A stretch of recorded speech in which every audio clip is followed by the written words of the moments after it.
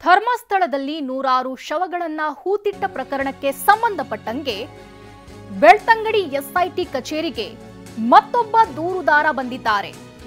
ದಕ್ಷಿಣ ಕನ್ನಡ ಜಿಲ್ಲೆಯ ಎಚಿಲಂಪಾಡಿ ನಿವಾಸಿ ಜಯನ್ ಈಗ ಎಸ್ಐಟಿ ಕಚೇರಿಗೆ ಆಗಮಿಸಿದ್ದಾರೆ. 15 ವರ್ಷದ ಹಿಂದೆ ಬಾಲಕಿಯೊಬ್ಬಳ ಮೃತದೇಹ ನೋಡಿದ್ದೆ. ಅನುಮಾನಾಸ್ಪದವಾಗಿ ಮೃತಪಟ್ಟಿದ್ದ ಬಾಲಕಿಯ ಶವ ನೋಡಿದ್ದೆ.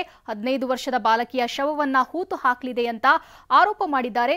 ಈ ಬಗ್ಗೆ ನಮ್ಮ ಪ್ರತಿನಿಧಿ ಪೃಥ್ವಿರಾಜ್ ಜೊತೆ ಮಾತನಾಡಿದ್ದಾರೆ. ಜೈನ್ ಏನ್ ಹೇಳಿದ್ದಾರೆ ನೋಡೋಣ ಬನ್ನಿ. ಸಾಮಾಜಿಕ ಹೋರಾಟಗಾರ ಜಯನ್ ಅವರು, ಇಸ್ಲಾಂಪಾಡಿ ನಿವಾಸಿ ಜಯನ್ ಅವರು ಈಗ ಎಸ್ಐಟಿ ಕಚೇರಿಗೆ ಬಂದು ಒಂದು ದೂರನ್ನ ಕೊಟ್ಟಿದ್ದಾರೆ. ಅದ್ರ ಬಗ್ಗೆ ಮಾತಾಡಲಿಕ್ಕೆ ನಮ್ಮ ಜೊತೆ ಜಯನ್ ಅವರಿದ್ದಾರೆ. ಜಯನ್ ಅವರೇ, ನೀವು ಸಾಮಾಜಿಕ ಹೋರಾಟಗಾರರಾಗಿ ನಮಗೆ ಗೊತ್ತು, ಇವತ್ತೊಂದು ಹೊಸ ವಿಚಾರ ಇಟ್ಕೊಂಡು ಎಸ್ಐಟಿ ಕಚೇರಿಗೆ ಬಂದಿದ್ದಾರೆ, ಏನದು ಸರ್? ಹೊಸ ವಿಚಾರ ಅಂತ ಅಲ್ಲ, ನಮಗೆ ಒಂದು ನಂಬಿಕೆಯ ಪೊಲೀಸ್ ಅಧಿಕಾರಿಯವರು ಎಸ್ಐಟಿ ತಂಡ ಬರುವಾಗ ಏನಾಗಿದೆ ಆ ವಿಷಯವನ್ನು ಪ್ರಸ್ತಾಪನೆ ಮಾಡಲಿಕ್ಕೆ ಬಂದಿದ್ದೀನಿ. ಅವರಿಗೆ ಲೆಟ್ರ್ ಮುಖಾಂತರ ಕೊಟ್ಟೆ, ಸರಿ ಓಕೆ ಸೋಮವಾರ ಬನ್ನಿ ಅಂತ ಹೇಳಿದ್ರೆ ಸೋಮವಾರ ಬಂದ ಮೇಲೆ ಮುಂದಿನ ಆ್ಯಕ್ಷನ್ ಅವ್ರು ತಗೊಳ್ತಾರೆ. ಯಾವಾಗ ನಡೆದಿದ್ದು, ಏನು ನಡೀತು ಅಂತೇಳಿ ಆ ಘಟನೆ ವಿವರಿಸೋದಾದರೆ, ಘಟನೆ ಒಂದು 15 ವರ್ಷದಿಂದ ನಡೆದಿರೋ ಘಟನೆ ಅದು ಬಾಳಕಿ. ಅದು ಯಾರು ಕೊಲೆ ಮಾಡೋದು ಯಾರಂತ ಗೊತ್ತಿಲ್ಲ, ಯಾರ ಮೇಲೆ ಆರೋಪ ಮಾಡ್ತಾ ಇಲ್ಲ. ಇಂಥ ಒಂದು ಘಟನೆ ಆಗಿದೆ, ಅದಕ್ಕಿಂತ ಯಾರು ಭಾಗಿಯಾಗಿರೋದು ಗೊತ್ತು. ಅಂದರೆ ನಾವು ಆ ಥರ ಅಲ್ಲ, ಅದಕ್ಕೆ ಸಂಬಂಧಿಸಿದ ಕೆಲವು ವಿಷಯದಲ್ಲಿ ಅದನ್ನು ಕ್ಲಿಯರ್ ಮಾಡಬೇಕು. ತಪ್ಪ ಎಲ್ಲಿ ಘಟನೆ ನಡೆದು, ನೀವು ಈಗ ನೀವೇ ಐ ವಿಟ್ನೆಸ್ ಅಂತ ನೀವು ಹೇಳ್ತಾ ಇದ್ದೀರಿ, ಅಂದರೆ ಆ ಸಂದರ್ಭದಲ್ಲಿ ಎಲ್ಲಿ, ಅಂದರೆ ಯಾವ, ಅಂದರೆ ನಾನು ಹೇಳ್ತಾ ಇರೋದು ಯಾವ ತಾಲೂಕು ಇಲ್ಲ ಪ್ಲೇಸ್? ಧರ್ಮಸ್ಥಳ ಗ್ರಾಮನೇ.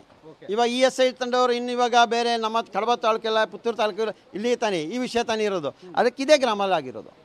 ಎಸ್. ಸೊ ಅಂದರೆ ಏನು ನಡೀತಾವೆ ಎಕ್ಸಾಕ್ಟ್ ಆಗಿ ಅವತ್ತು, ಅಂದರೆ ನೀವು ನೋಡಿದಂಥ ಸಂದರ್ಭದಲ್ಲಿ ಅದು ಕೊಲೆ ಅಂತಾನೋ ಇಲ್ಲ ಏನು? ನಾನು ನೋಡೋ ಸಂದರ್ಭ ಒಂದು ಅಂದರೆ ಕೊಳತಿದೆ, ಅದು ಜಾಸ್ತಿ ಅಲ್ಲ, ಒಂದು ಹಂತಕ್ಕೆ ಕೊಳತಿದೆ, ಆ ಹಂತಕ್ಕೆ ನಾನು ನೋಡಿರೋದು.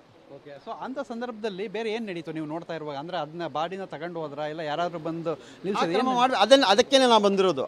ಆ ಸಂದರ್ಭದಲ್ಲಿ ಕಾನೂನು ಚೌಕಟ್ಟಲ್ಲಿ ಆ ಕೆಲಸ ಮಾಡಬೇಕಿತ್ತು, ಕಾನೂನು ಚೌಕಟ್ಟಲ್ಲಿ ಕೆಲಸ ಮಾಡಿಲ್ಲ, ಅದಕ್ಕೋಸ್ಕರ ಬಂದಿದ್ದೀವಿ ನಾವು. ಈ ಒಂದು ಮೃತದೇಹ ಎಲ್ಲ ಸಿಕ್ಕಿದರೆ ಕಾನೂನು ಚೌಕಟ್ಟಲ್ಲಿ ಪೊಲೀಸ್ ಇಲಾಖೆಯವರು ಬರಬೇಕು, FIR ದಾಖಲು ಮಾಡಬೇಕು, ಮಾಜರು ಮಾಡಬೇಕು, ಎಲ್ಲಿ ಸ್ಥಳೀಯ ಸರ್ಕಾರಿ ಆಸ್ಪತ್ರೆ ಅಲ್ಲಿ ತಗ ಮರಣದ ಪರೀಕ್ಷೆ ನಡೆಸಬೇಕು.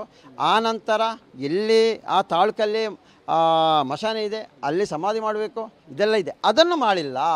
ಅಂದ್ರೆ ಏನು ಮಾಡಿದ್ರು? ಅದನ್ನ ಬಾಡಿ ಎಲ್ಲೋ ಊತಾಕಿದ್ರು ಅಂತ ಅಲ್ಲೇ ಊತಾಗಿರು.